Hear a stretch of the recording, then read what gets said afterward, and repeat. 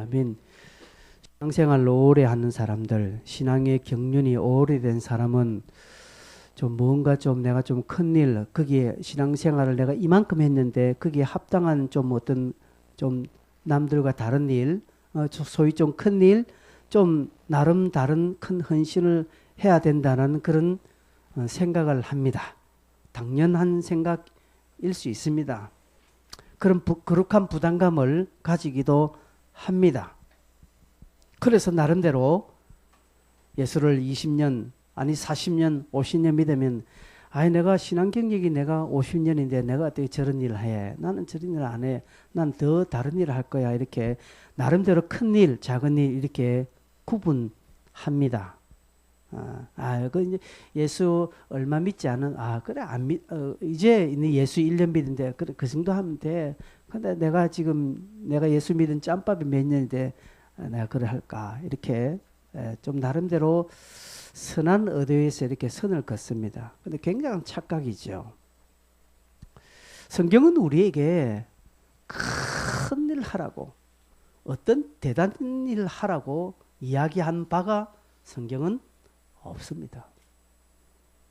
성경은 우리에게 그걸 요구하지도 않습니다. 오히려 반대로 지극히 사소하고 작은 것, 평범한 것, 별것 아닌 것에 대해서 우리에게 순종을 요구합니다. 여러분 보십시오. 하나님이 모세에게 모세야 네가 홍해를 한번 갈라볼래? 라고 하지 않았습니다. 여호수아에게 네가 한번 요단강을 한번 갈라봐라 이번 기회에 라고 한 적이 없습니다. 하나님은 모세에게 홍해를 가르는 그 엄청난 일을 말씀하지 않고 하나님은 모세에게 모세야 네 지팡이 홍해를 향하여 내밀어라. 누구나 할 수 있는가? 초등학생 아이들도 할 수 있는 야, 네 들고 있는 지팡이를 홍해를 향하여 내밀으라고 했습니다. 누가 못하겠습니까 이거? 여호수아에게 요단강을 건너들 때 여호수아야 제사장들이 법궤를 메고 요단강에 들어가도록 해라 하고 누가 이걸 못하겠습니까?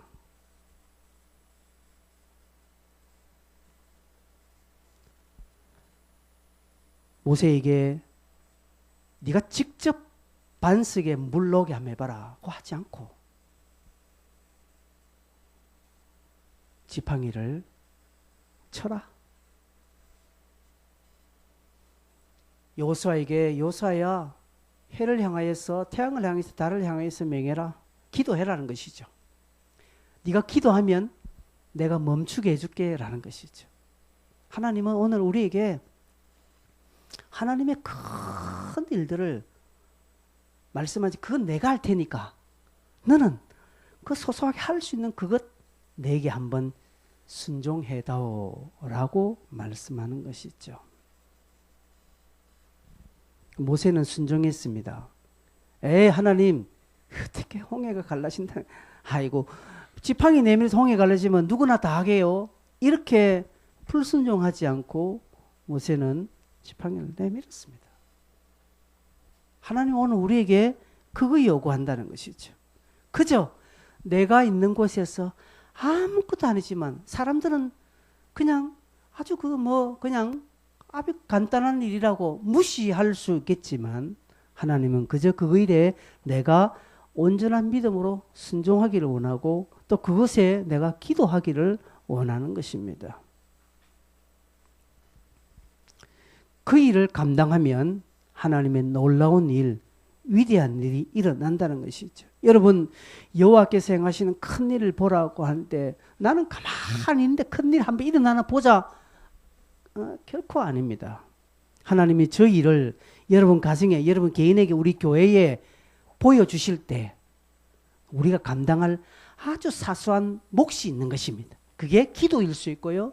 그게 어떤 작은 부분에 순종한 것이 하나님의 그것 보고 저 일을 허락해 주신다는 것이죠. 그런데 성도들은 착각합니다. 오늘날 수많은 성도들을 저도 그렇고 여러분 우리는 다 착각합니다. 뭔가 좀 걸맞는 일을 해야 되지 않겠나. 내가 오래 믿었으니까 아니 내가 목사인데 그래도 목사 짬밥이 내가 20년 30년인데 내가 적어도 이 정도 해야 되지 않겠는가. 나도 이제 예수를 이 정도 믿었으면 나도 한번 40일 한번 금식은 해봐야 되지 않겠나 생각이 들어요. 저도 그런 생각했으면 이 정도에서 나도 한번 뭐 주변에 제 아는 사람들은 뭐 40일 금식을 한 사람들 몇 번 있어요. 많이 있어요. 강화전 선교사님 같은 경우는 그걸 3번씩이나 했으니까 와 나도 그보다 내가 더 선배니까 와, 나도 한번 해야 되지 않겠나라는 이런 생각을 가지고 있습니다. 근데 하나님은 아니다라는 것이지. 제발 좀 정신 좀 차리라. 그런 거 말고 네가 있는 곳에 사소한 네가 놓친 것 있다. 그거 네가 감당해라. 그러면 내가 큰 거 보여줄게 라는 것이죠. 누가복음 10장에 어떤 율법 교사가 주님 앞에 왔습니다. 내가 어떻게 하면 영생을 얻으리까 하니까 주님이 율법을 지키라고 했거든요. 근데 이 사람은 주님 제가 어릴 때 율법은 내가 완벽하게 지켰습니다. 이것 자체가 교만이죠. 이 친구가 또 더 묻습니다. 주님 누가 우리 이웃이 되겠습니까? 주님 내 주변에 좀 제대로 된 이웃이 없다라는 것이죠. 예수님께서 예를 듭니다. 여리고 내려가는 길에 어떤 사람이 강도를 만났는데 제사장 레위인들은 다 바쁘다고 지나갔다. 근데 선한 사마리아 사람, 유대인들이 개로 취급하는 사마리아인이 그를 돌봐주고 그를 가까이 책임져 줬다. 네가 생각하기에 누가 참된 이웃이냐? 율법 교사가 자존심 상합니다. 그 대답이 그 질문이 뭔 줄 알거든요. 그러나 빼도 박을 수 없는 대답입니다. 사마리아 사람입니다. 그러니까 너도 그래라는 것이죠. 너희들 제사장들, 너희 레위인들, 너희 율법사들 뭔가 대단한 일, 엄청난 일을 해야 너희 수준에 맞는 사람으로 생각하는데 착각하지 마라. 너희들이 하찮게 여기는 저 사마리아 사람들이 하는 조그마한 그 섬김, 그거 너희들 너희는 그런 것들 다 무시하면서 뭔가 대단하게 성전에서 큰 소리 떠들고 하는데 웃긴 소리 하지 말라는 것이죠. 여러분 우리도 그렇습니다. 제가 늘 농담 삼으로 그러죠.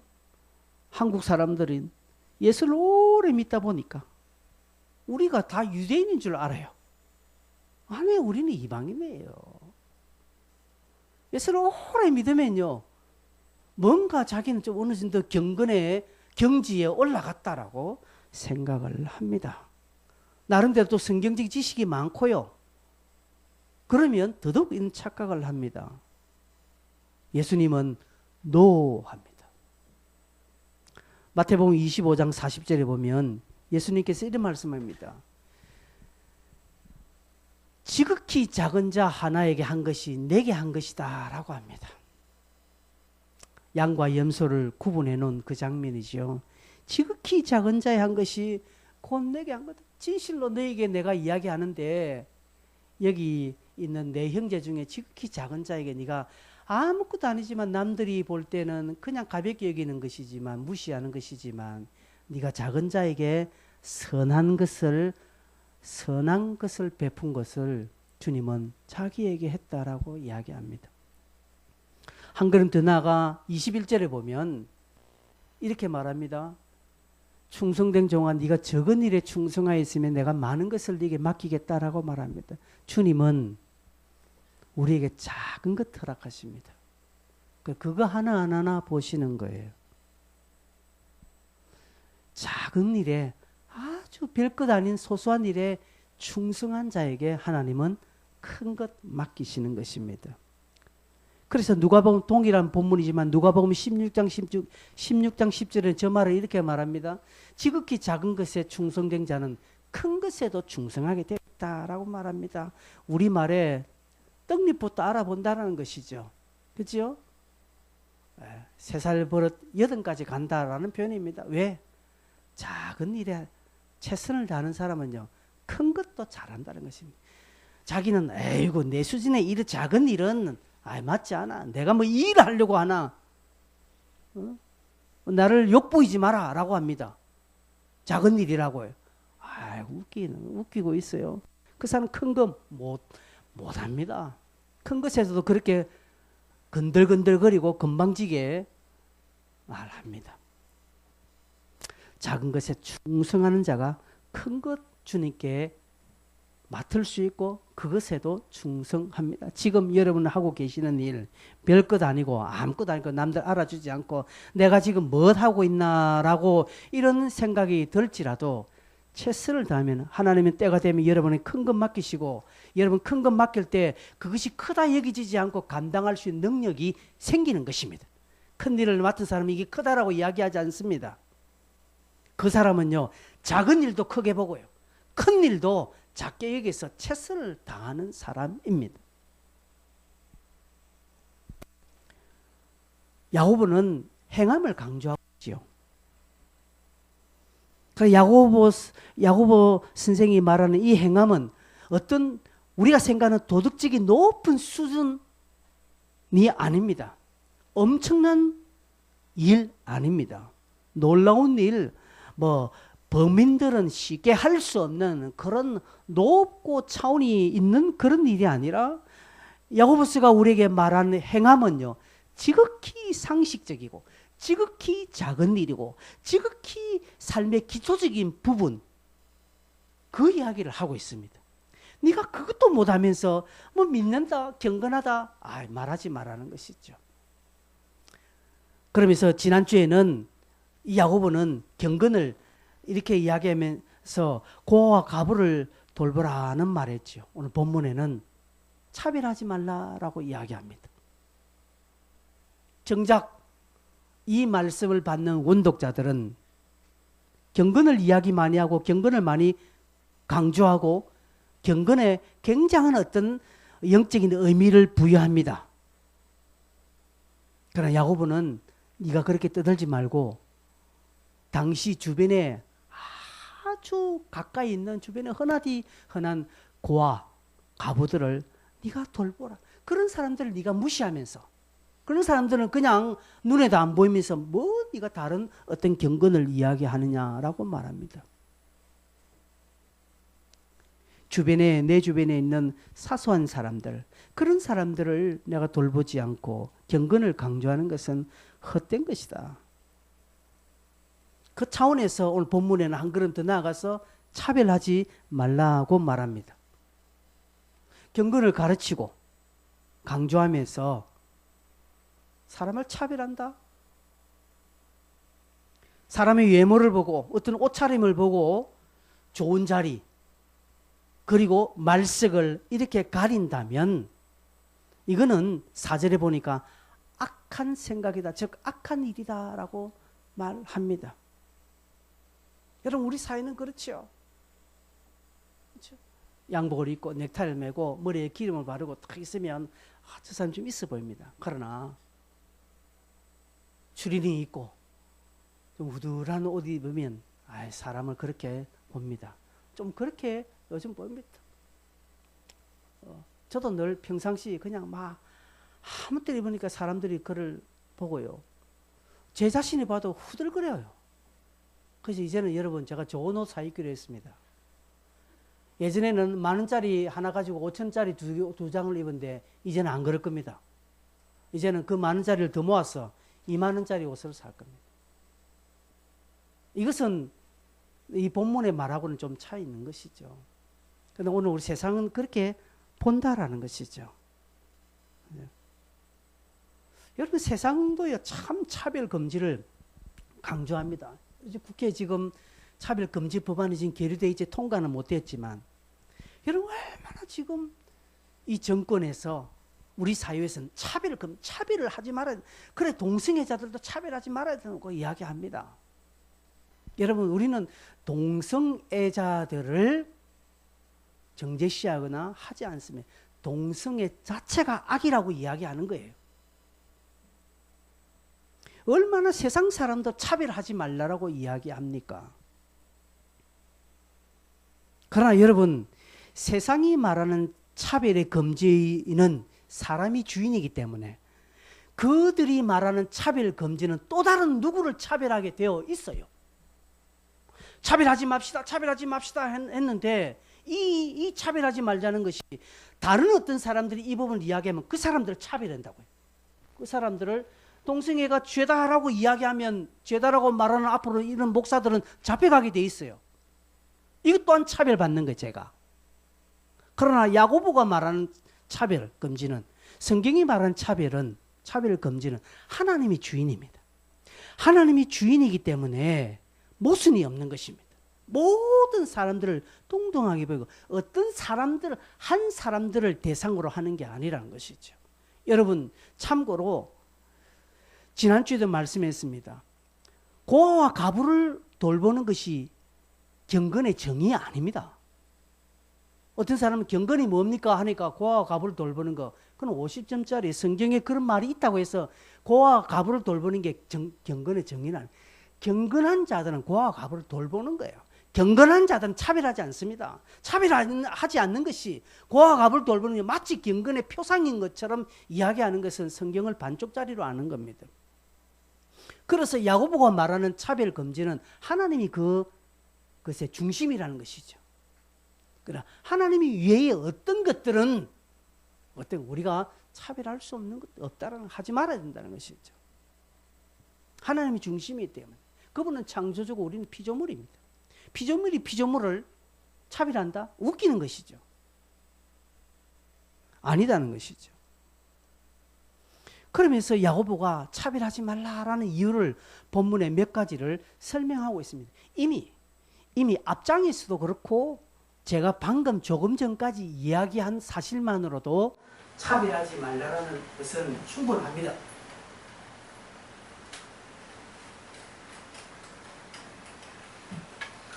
오늘 이 성경이 말하는, 본문이 말하는 차별 금지 이유가 뭔지, 차별하지 말라는 이유가 뭔지를 조금 한번 살펴보겠습니다.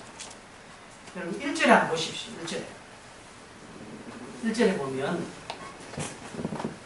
뭐라고 되어 있습니까? 내 형제들아, 영광의 주, 곧 주 예수 그리스도에 대한 믿음을 우리가 가졌다는 것이죠. 우리가 가졌기 때문에 차별하지 말라라고 말합니다. 영광의 주님에 대한 믿음을 우리가 가졌기 때문에 차별해서는 안 된다라는 것이죠. 여러분, 이 표현이 참 중요합니다. 가장 원론적인 이유입니다. 영광의 주님, 영광의 주라는, 그 영광의 주님을 우리가 믿거든요. 그죠? 그러면 주의 영광은 아주 존귀해서 굉장한 어떤 인간적으로 보는 삐까뻔쩍한 곳에서 드러난 영광이 아니라, 주님은 그 하늘 본체의 영광을 버리고 이 땅에 오셔서 낮아진 영광이라는 사실입니다. 주님의 영광됨은 본인 스스로가 확 높아진 것이 아니라 하나님께서 높여주신 영광입니다. 어떻게 하셨기에? 본체이지만 그 본체를 거부하고 인간이 되시고 말 구유에 오셨고, 그것도 아기로 예수님께서 헤라클레스로 오지 않았습니다. 어떤 아이언맨 같은 어떤 그런 굉장한 초자연적인 능력을 가지시고 나타나셔서 하신 것이 아니라, 그분은 돌보지 않으면 죽는 그런 아기로 오셨고요. 그것도 일신 기독병원이 아니라 말 구유에서, 그리고 국회의원 장관집 아들이 아니라 당시에 볼품없는 목수 집안의 아들로 태어났습니다. 그야말로 낮은 대로 낮은 저의 낮은 자리로 주님이 오셨다는, 그게 영광이라는 것이죠. 하나님은 그것을 보시고 세상 가치와는 다르게는 주님은 머리 둘 곳 없는 삶을 공생애 때 사셨고, 침뱉음과 욕을 세상으로부터 받고 결국 십자가에서 아주 비참하게 돌아가셨습니다. 그렇게 하신 것은 하나님의 뜻을 온전히 이루기 위하여서 자기를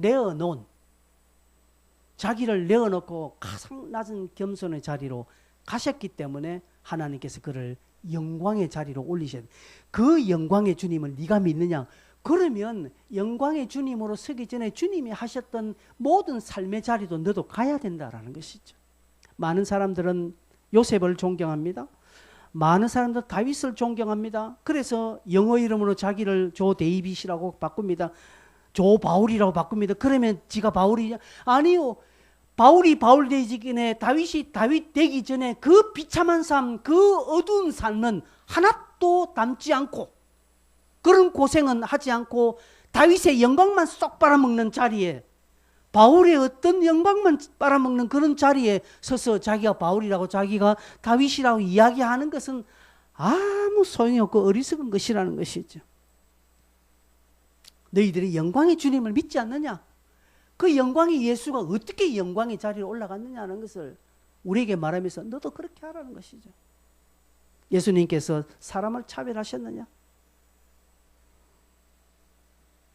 그런데 너희는 그 예수를 믿는다고 하면서 조금 2절에 보니까 금가락지를 끼고 저처럼 아름다운 옷을 입고 그런 사람이 들어오면 여기 앉으시라고, 남노한 옷을 입고 그렇게 가난한 사람 오면 아무 때나 앉으라고 그렇게 할 수 있느냐는, 그렇게 하면서 너희들은 경건을 이야기한다는 것이죠. 그렇게 하면서 너희는 믿음을 이야기한다는 것이죠. 그렇게 하면서 그럴싸하게 하나님 앞에 기도의 자리에 앉는다는 것이죠. 주를 향한 믿음을 왜곡시키지 말라라는 것이 야고보의 가르침입니다. 그분은 우리를 차별하지 아니하셨습니다. 지금도 차별하지 않습니다. 내가 실수하고 범죄했다고 주님이 너는 일주일간 내한테 기도 금지, 주님 그렇게 하지 않았습니다. 내가 선한 일을 하고 내가 착한 일을 했다, 그래 너는 앞으로 30일간은 무한 특혜를 줄게, 하나님 그렇게 하지 않았습니다. 하나님은 그 앞에 선 모든 자, 그가 비록 허물이 많은 자랄지라도, 아니 그가 오히려 선한 행위에서 하나님 보시기에 좀 어렵다 하더라, 하나님은 공히 그들을 사랑하시고 그들에게 똑같은 하나님으로 서 주셨습니다. 지금도 하나님이 믿는 성도의 눈에 비를 주고 불신자의 눈에는 비를 안 주시는 분 아닙니다. 하나님 오늘도 우리를 차별 없이 우리를 사랑하시기에 우리 또한 그 하나님, 그 영광의 주님을 우리가 믿기에 우리는 사람을 차별해서는 안 된다는 것이죠. 사무엘상 16장 7절에 하나님은 사람은 외모를 보지만 나 여호와는 중심을 보느니라고 말합니다. 사람은 외모를 봅니다. 외모를 봅니다. 여러분, 외모가 굉장한 어떤 능력이 돼요. 그죠? 여러분 우리 다 이걸 다 인정합니다. 다 인정합니다. 우스갯소리로 미장원에서 머리를 감겨주지 않습니까? 예쁜 사람 머리 감길 때는 얼굴에 수건 안 덮는데요. 그럼 못난 사람 소리를 하면 얼굴 덮어빈대 수건으로. 박성효 헤어샵 가면 항상 이렇게 제 얼굴에 수건을 덮더라고요. 그래서 제가 그렇게 하느냐 물어보니까 그 친구도 농담으로 그렇다라고 이야기를 하죠. 농담이겠지만 여러분 그렇습니다. 사람은 기왕이면 다홍치마라고, 기왕이면 예쁜 사람, 뭐죠? 그래서 요즘 청년들이 말하면 예쁜 게 능력이고, 예쁜 게 신앙 좋은 것이고, 예쁜 게 지혜로운 것이고, 예쁜 게 돈 많은 것이고, 뭐 그렇게 이야기합니다. 세상은 그렇게 이야기하지만 하나님은 중심을 보신다. 즉 이 말은 무조건 가난하다고 해서 하나님이 기약하는 게 아니에요.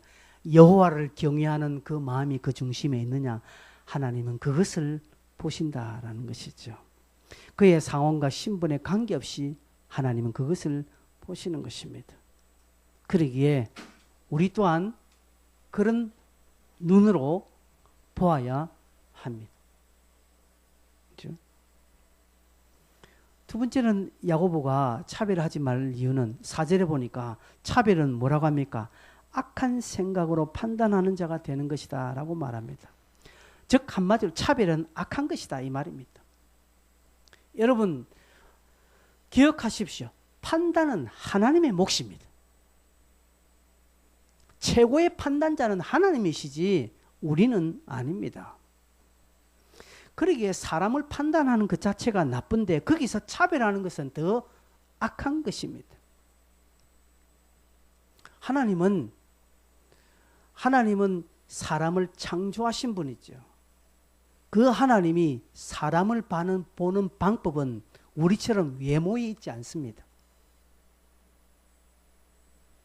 그러기에 세상은요, 좀 주머니가 두둑한 자, 또 빽이 있는 자, 어떤 특별한 어떤 은사가 있는 자, 그런 자를 세상은 귀하게 높입니다.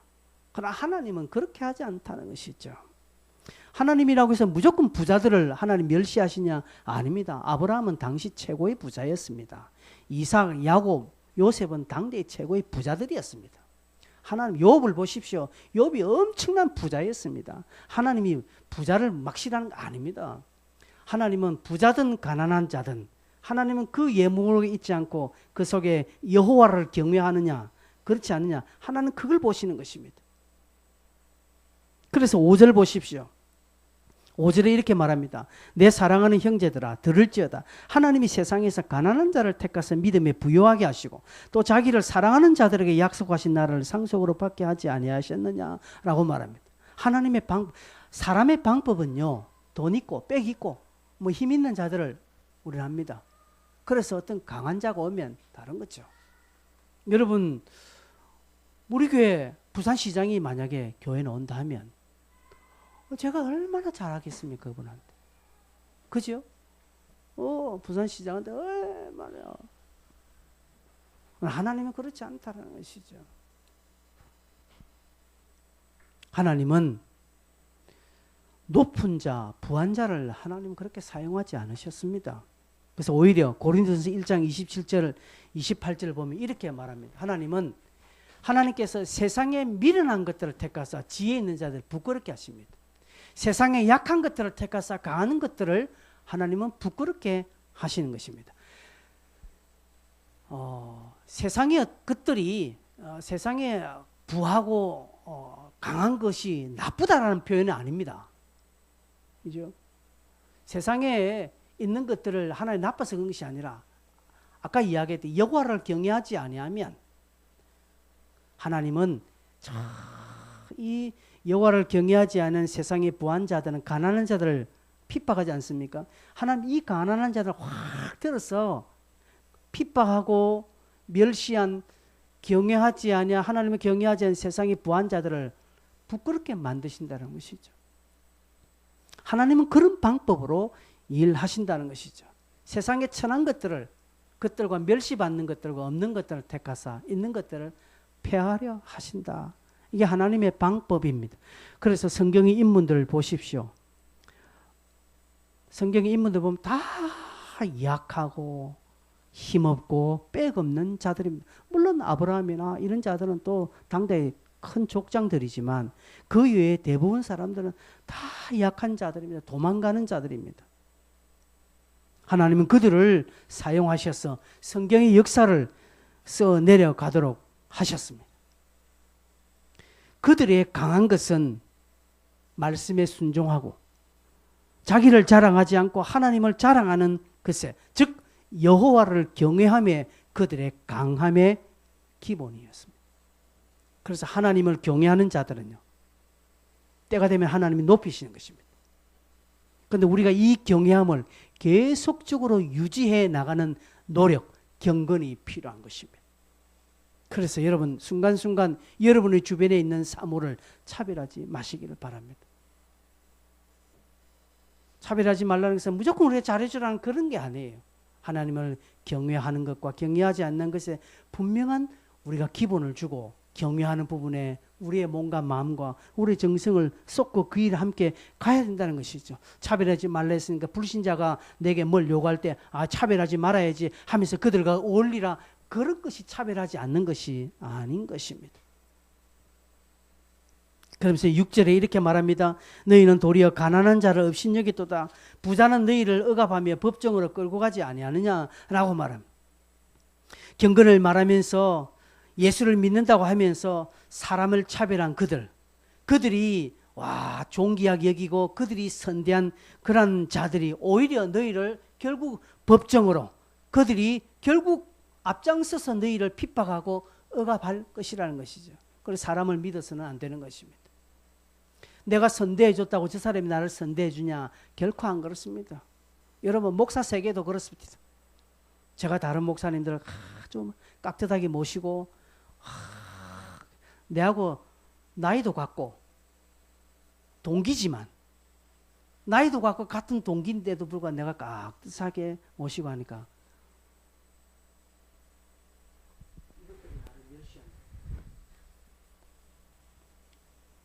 그냥 한번, 저는 꼬박꼬박 말을 존대하는데 내가 쉽게 보이는 건지 말을 슬쩍 뒤에 허물어요. 내가 목사님, 동기라도 내가 목사님 이렇게 부르고 존대하면 지는 내보고 이 목사 이렇게 그 입을 찢어서 제가 하고 싶지만 그러면 안 되는 거지. 같은 올 때 어디 자리를 옮길 때 많은 분들이 교회 이제 승합차를 타지 않습니까? 그건 제가 빨리 타서 의도적으로 맨 뒤로 들어갑니다. 그래서 어느 때 제가 한번 맨 앞자리에 앉게, 운전사 옆에 앞자리에 앉는데 친구 목사가 오면 문 옆에서 내리라고, 내가 앉겠다고. 제가 뭐 꼭지가 여기까지 올라옵니다. 이 친구가 나를 도대체 어떻게 생각하기에 내가 그 앉은 자리를 문 옆에서 내리라고, 자기가 앉겠다고. 내렸습니다. 내려가 제가 뒤에. 그러면서 제가 그분 뒷꼭지를 보면서 네가 받을 상급 오늘 다 받았다라고. 네가 받을 상급 오늘 다 받았다. 그래서 주님, 이 제 마음을 좀 다스려 주십시오. 제가 지금 당장 차에 내리고 싶은데 그러면 나도 똑같은 사람 될 것 같고, 주님 내 마음을 다스려 주십시오. 다스리는 것입니다. 여러분,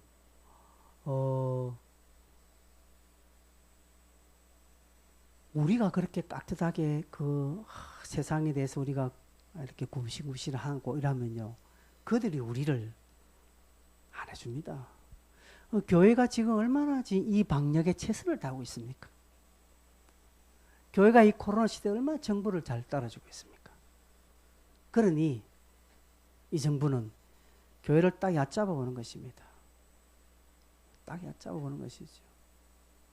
언제든지 교회는 한 방에 우리가 잡을 수 있다는 자신감이 지금 이분들에게 있는 것 같아요. 물론 우리가 그 부분을 싸우자는 건 아니시지만 오늘 본문에 이렇게 말합니다. 그들이 너희를 법정으로 끌고 가고 또 그들이 너희를 핍박하고 억압할 것이라는 것이죠. 그렇기 때문에 함에 있다고 해서 구신거리거나 없다고 해서 그렇게 차별하지 말라는 것이죠. 그 다음 세 번째로 차별하지 말아야 될 것은 범법자가 되기 때문에 그렇습니다. 여러분 9절 10절 보면 이렇게 말합니다. 9절에 너희가 사람을 차별하여 대하면 죄를 짓는 것이니 라고 말합니다. 율법이 너희를 범법자로 정죄하리라. 10절에 누구든지 온 율법을 지키다가 그 하나를 보면 모두 범한 자가 아니냐.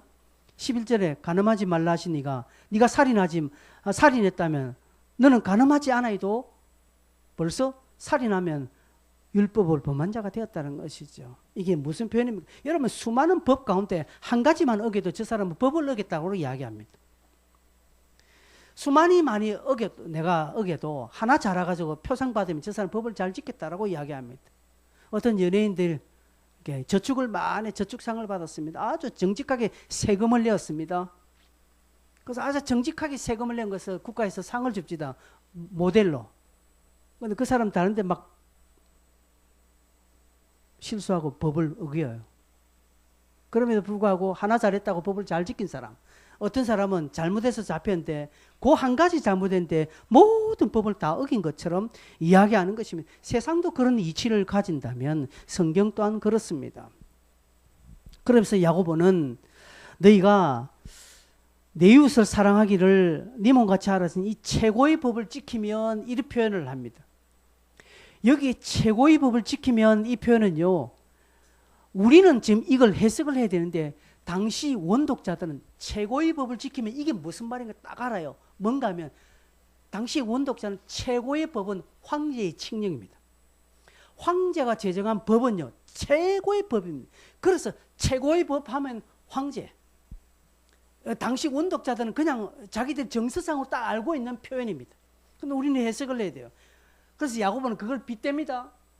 네 이웃을 네 몸같이 사랑하는 하나님의 법이 최고의 법이라는 것이에요. 너희는 황제의 법을 최고로 여겨서 사람을 마음껏 차별하느냐? 그러나 하나님의 법이 최고의 법이고 하나님은 차별하지 말라 라는 것을 이야기하면서 너희가 사람을 차별하느냐? 너희는 죄도 아닌 것 같이 보이지만 하나님은 그를 범법자로 여긴다. 율법을 어긴 자라고 이야기한다. 너희 예수 믿는 자들, 당시 율법을 중시하는 많은 유대인들은 그냥 차별하는 것은 죄가 아닌 것으로 생각하는데 야고보는 그것이 죄다라고 이야기합니다. 그러면서 너희들이 어디 율법을 강조할 수 있냐라는 것이죠. 야고보가 지금 율법의 그 행함을 강조하는 것 아닙니다. 구원받은 우리가 주님이 말씀하신 것을 최고로 여겨야 하지 않겠느냐라는 이야기입니다. 그래서 성도가 차별과 관계없이 하나님의 말씀보다 내 감정, 하나님의 말씀보다 내 생각을 먼저 앞세우는 것은 다 죄입니다. 여러분 명심하십시오. 그것이 세상 법적으로는 규정할 수 없는 것이라 할지라도 하나님의 법보다 하나님 말씀보다 내 것을 먼저 추구하고 내 것을 먼저 따라가는 자들은 다 죄인이라는 사실입니다. 그거 하나님 앞에 얘기하셔야 됩니다. 법조항이 없는 것이라고 해서 이 사회의 어떤 법적인 도덕적인 윤리적인 부분에 걸리지 않는다고 해서 우리는 양심의 자유를 가지고 있는데 아니 하나님은 그걸 죄다라고 이야기합니다. 당시 이 원독자들 성경을 보는 자들은 차별을 죄로 여기지 않습니다. 왜? 그게 그 당시에 노예제도고 계급제도가 확실한데 그거 어떻게 차별을 봅니까? 노예를 노예로 여기고 함부로 하는 것은 주인의 당연한 권리로 알죠. 그런데 야고보는 뭐랍니까? 내 이웃을 내 몸같이 사랑하시는 최고의 법, 황제의 법이 아니라 하나님의 최고의 법이 그것을 죄라라고 이야기한다. 너희들은 이 부분에 지금 눈 하나 까딱하지 않는다는 것을 지적하고 있는 것입니다. 그래서 차별하지 말라. 차별하면 네가 범법자가 된다는 것이죠. 차별을 넘어서 저는 방금 했습니다. 여러분 하나님의 말씀하신 것이 아니라 성경의 진리가 아니라 나의 가치, 내 생각, 내 감정 따라 사는 것 다 범법자입니다. 여러분 우리는 여기 자유로울 수 없어요. 오늘도 그렇게 살았고 저도 그렇게 삽니다. 매일매일 그렇게 삽니다. 그러기에 매일매일 회개하는 삶이 필요하고 매주 하나님 앞에 우리 자신을 싣는 행위가 필요하다는 것이죠. 이제 마지막 왜 차별하지 말아야 됩니까? 이것은 12절에 보시면 자유의 율법대로 심판받을 자처럼 말도 하고 행하기도 해라고 합니다. 즉 자유의 율법대로 심판받기 때문에 그렇습니다.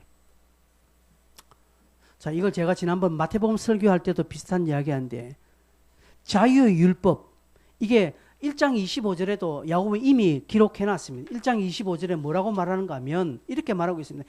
자유롭게 하는 온전한 율법. 이게 뭡니까? 자유롭게 하는 온전한 율법 이게 뭡니까? 즉 복음이라는 것이죠. 여러분 복음 때문에 심판 우리가 받습니다. 복음이 심판이죠. 그 복음을 받아들인 자에게는 영생의 복이, 복음을 거부하고 받지 않은 자는 형벌의 지옥의 형벌입니다. 그 복음은 심판자로 오는 것입니다. 그래서 너희들이 복음으로 심판받은, 즉 우리는 복음을 받음으로 이미 영생의 자리에 간 자들이라는 거지. 그러기에 너희들이 복음의 심판을 받아서 너희들은 영생의 하나님의 복으로 간 자들이기 때문에 하나님의 복으로 간 자들처럼 말도 하고 행동하라 이 말입니다. 그래서 차별하지 말라는 것이, 복음이 차별했더냐 이것입니다. 하나님이 너희들을 차별했더냐? 차별하지 않아서 너희들이 복음을 받아들였잖아. 그러면 너도 차별하면 안 된다는 것이지. 만약 네가 복음을 받아들이고 예수 믿는 자이었는데도 불구하고 네가 차별하면 그 차별 또한 너를 또 차별하게 될 것이다 라는 것이, 즉 13절에 긍휼을 행하지 아니한 자에는 긍휼 없는 심판이 온다라는 것이죠. 사람을 차별하여 대하면 그에게는 긍휼이 없다라는 경고입니다. 그러나 긍휼을 베풀어서 내가 가난한 자를 돌보고 고아와 과부를 돌본다면, 그들을 선대하면 긍휼이 너에게도 온다 이 말입니다. 차별하는 것이 이만큼 무섭다라는 것을 야고보는 지금 역설하고 있습니다. 마태복음 7장 1절 2절에 보면 비판하지 말라라고 말합니다. 비판을 받지 아니하거든 비판하지 말라 2절에 너희가 비판하는 그 비판으로 너희가 비판을 받을 것이다 라고. 네가 비판하느냐? 그러면 네가 비판하는 그 잣대로 다른 것들도 너에게 된다는 것이죠. 내가 이만한 자를 가지고 딱 요만큼 쟀습니다. 그래서 이게 25cm다 하면 세상도 이만한 자를 가지고 너에게 딱 갖다 대고 너도 25cm라고 딱 이야기한다는 것이. 그러니까 비판하지 마라. 네가 그 비판에 자유로울 수 있으면 하되, 그러나 네가 비판하는 그 비판의 제목으로, 그 비판의 기준으로 너도 당할 것이니까 비판하지 마라 이 말이거든. 차별하지 말라는 것도 마찬가지입니다. 네가 차별하는 그 차별 제목대로 너도 언젠가는 그 차별 제목대로 차별받을 때가 오나니 차별하지 마라. 네가 차별하지 않고 긍휼로 사람을 선대하면 세상도 너를 긍휼로 선대하고 온 거예요. 즉 콩 심은 데 콩 나는 것입니다. 네 뿌린 대로 거둔다는 주의 말씀입니다. 여러분, 내가 하는 행동은 언젠가 나를 향한 잣대로 돌아올 수 있다라는 것입니다. 그래서 나도 그 입장이 되면요, 더 이상 말 못하는 것이죠. 마태복음 8장 9절에 보면, 8장 8절, 8장 9절에 보면 이런 표현이죠. 백부장 여러분 아시죠? 예수님께서 백부장의 하인을 고쳐주려고 가셨습니다. 근데 이 백부장이 뭐랍니까? 주여, 내 집에 들어오심을 나는 감당하지 못하겠습니다. 다만 말씀으로만 하옵소서. 그래야 내 하인 낫겠다라고 하는데, 그래서 9절에 보면 예수님께서 이 10절에 보면 이스라엘이 이런 믿음을 못 봤다는 것이죠.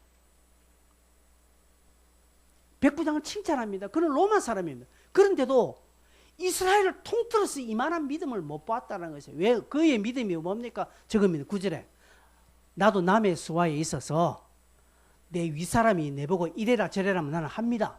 또한 나도 내 밑에 수하가 있어서 내 수하에게 이래라 저래라 하면 그들 또한 나는 하니, 주님 당신은 내 윗사람, 나보다 한창 높으신 분이기 때문에 나를 수하로 부려서 내보고 이래라 저래라 하십시오. 우리 집에 오시는 것조차가 나는 받을 수 없는 큰 영광이다라고요.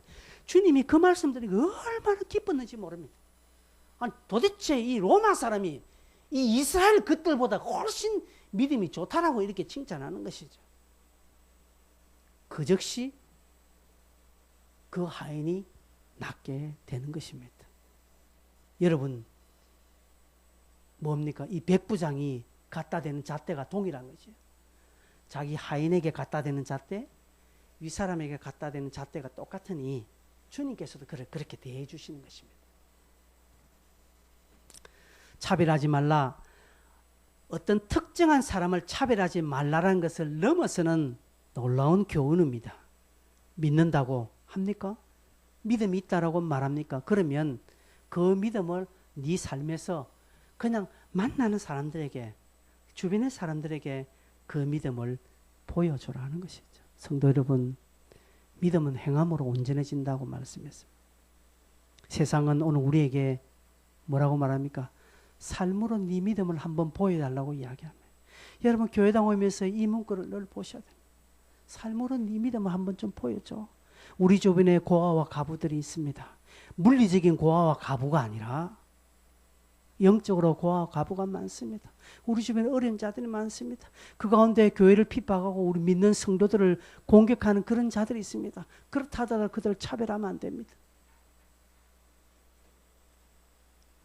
그들을 공의, 하나님의 안목으로 그들을 공의 대해야 한다는 거예요. 특별히 여호와를 경외하느냐 경외하지 않느냐에 중심을 해서 우리가 이 부분에 정확하게 있어서 경외하지 않는 자에게는 경외하지 않는 그 부분에 대해서 차별하지 말아야 되고, 경외한다면 경외하는 그 부분에서도 사람을 차별하지 말고 공의 대하는 그런 행함의 믿음을 통해서 우리의 믿음이 주께 인정받는 그런 믿음이 다 되었으면 좋겠습니다. 같이 한번 기도하겠습니다.